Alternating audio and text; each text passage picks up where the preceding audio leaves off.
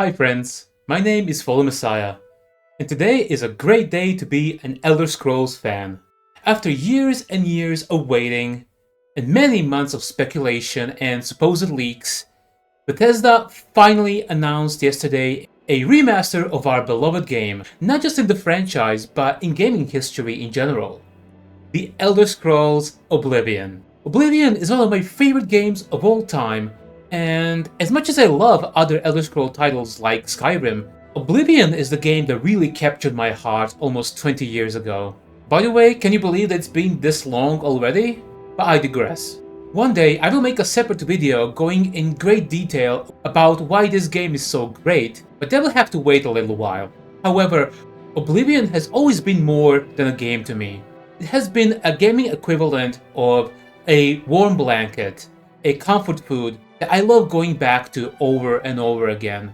Something that I know that it's going to be there for me, no matter what, as corny as it sounds. Everything from Oblivion just oozes charm. From the absolutely iconic soundtrack of Jeremy's Soul,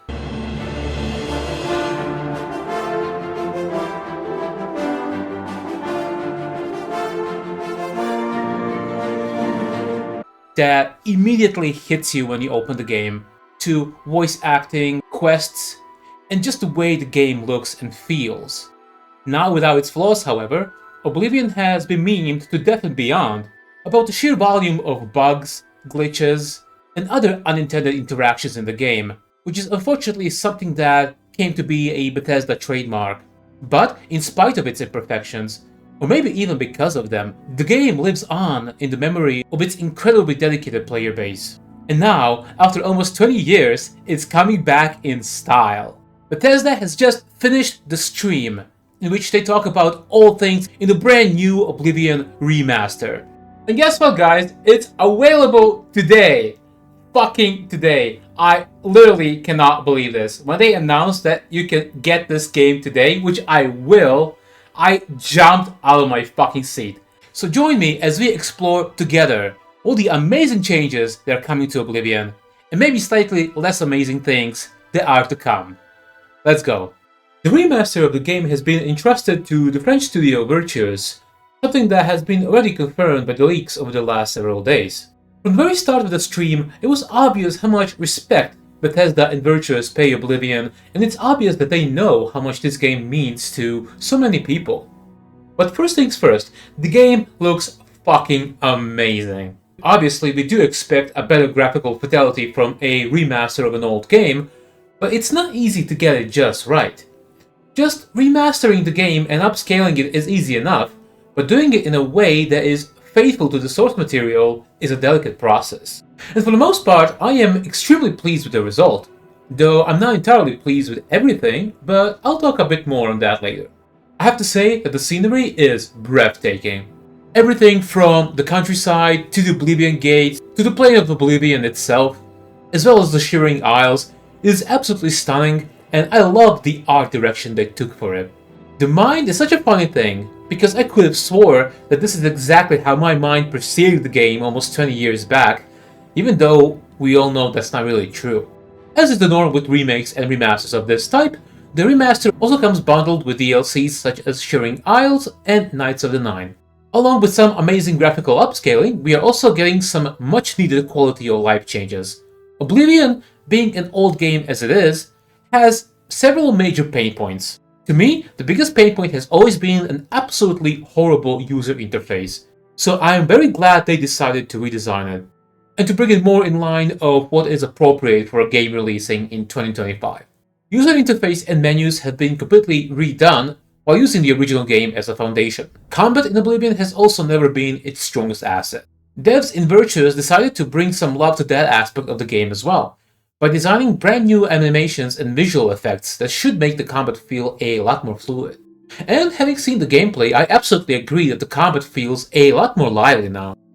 Other than just combat, devs are also really focused heavily on general movement as well, with a special focus being given on sprinting. It is 2025 after all, so I fully endorse this direction. Speaking of Oblivion's pain points, the entire skill/leveling system is cumbersome, to say the least. This can be an entire separate video in itself, so I won't go too much into that, but suffice it to say that characters in Oblivion have 8 attributes, and other than luck, each govern 3 skills. As you level up your primary skill, you gain character levels, and then you can manually further increase your attributes. But how many attributes you can increase depends on what skills you increase between your level ups. Sounds complicated? It is. But this complex system is also a great deal of what makes Oblivion such a great game. It's easy to play without all this knowledge at hand, but it's still there for the hardcore fans to master and to min-max their characters should they choose to. They have mentioned on the stream that they're going to optimize this system to be something between Oblivion and Skyrim. I don't necessarily disagree with that, but special care should be taken not to streamline the experience too much at the expense of complexity. Or, in other words, not to dumb down the game. Otherwise, longtime fans of the game might feel like the experience has been cheapened. This is a delicate balance, and I'm looking forward to see what kind of approach will be taken. Another interesting quirk of the game is the infamous voice acting. Don't get me wrong, I love the game's voice acting, but there have always been issues with it. The main being that there just wasn't all that many voice actors to begin with. You have hundreds of different NPCs in the game, but only half a dozen actors to voice them, which sometimes resulted in hilarious situations such as these. How goes it? I've been better. I hope things get better. Bye. Goodbye. Oh, hello. How are you today? I've been better. How about you? I've been better. What's the news from the other parts of Tamriel? Nothing I'd like to talk about. So long. Be seeing you.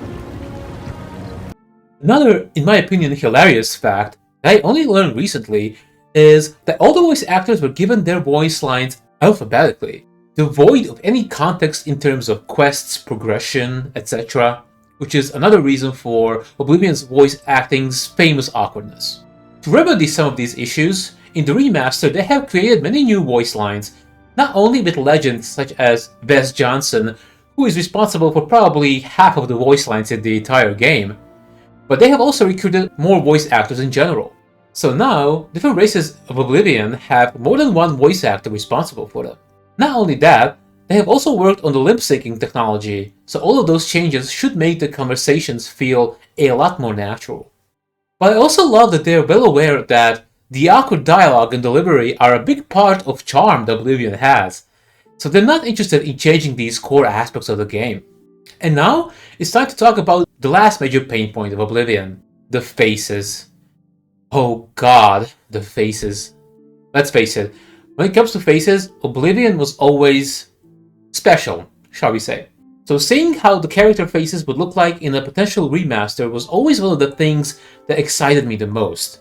But I have to say, I sort of cringed when I saw how some of the faces looked like.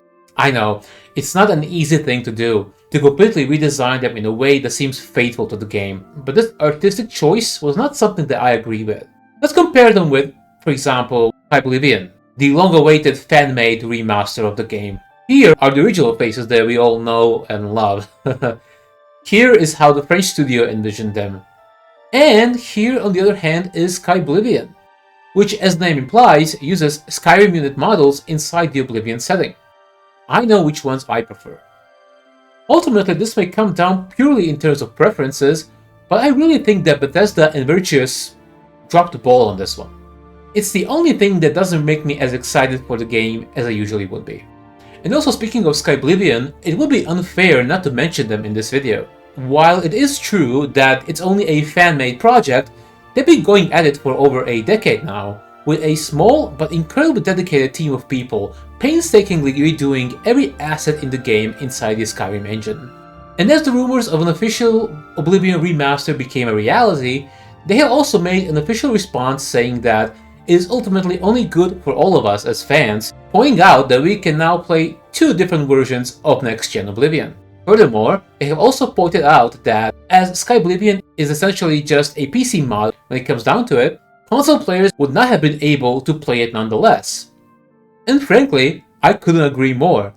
This isn't a competition, and players having more options is always a good thing. Finally, before bringing this video to a close, there is one last important thing to talk about. While I have been referring to this game as a remaster, it is more akin to an actual remake, because it comes with some huge changes, quality of life upgrades, and new additions as well. So with that being said, the way that Bethesda has priced the game also reflects that, with a basic version selling for $50. I don't want to start a big debate on this, but I feel this is just a little bit more than necessary. While a lot of work has been poured into the game, undoubtedly, it is ultimately neither a brand new game nor IP. The core of the game remains exactly as it was. Voice lines, quests, etc. remain mostly unchanged, so I feel a price of $40 would have been more fair and appropriate. But that's just my opinion. But there you have it, guys. This is my first impression about all the things we know about Oblivion, remaster or remake, if you want to call it like that. What do you think? Do you agree or disagree with me? What are the things you're most excited about? Let me know what you think. I just about fell out of my chair during the stream when they announced that the game is available almost immediately. I did not expect that. I will absolutely play it tonight or tomorrow, so stay tuned for my impressions. Also, if you like this kind of content and you'd like to see more Elder Scrolls related videos from me, please consider subscribing. It's free and it helps me tremendously. Thank you for watching. I'm Fallen Messiah and I'll see you in the next one.